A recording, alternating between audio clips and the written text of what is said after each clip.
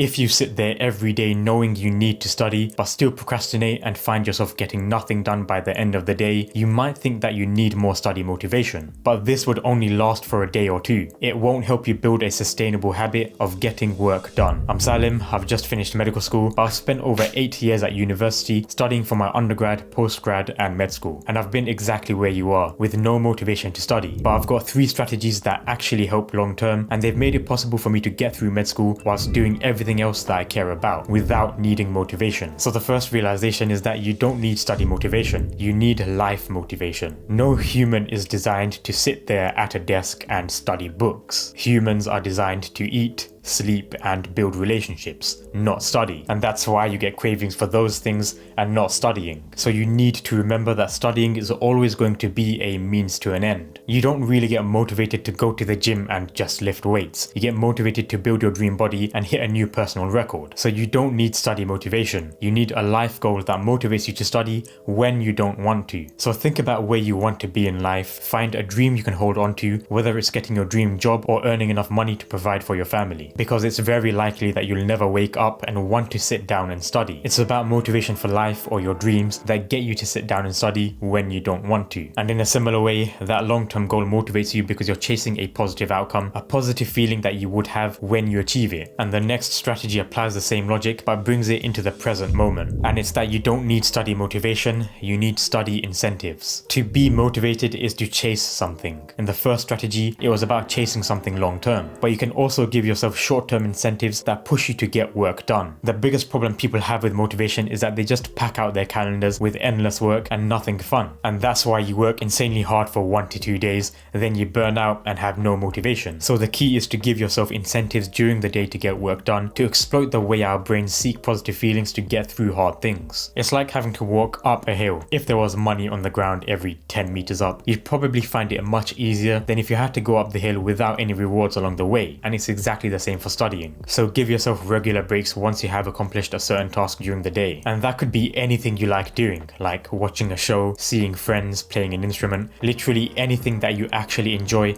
that works as a study incentive. Remember, it's not about motivating yourself to study. It's about motivating yourself towards something else, and studying just has to happen to get it.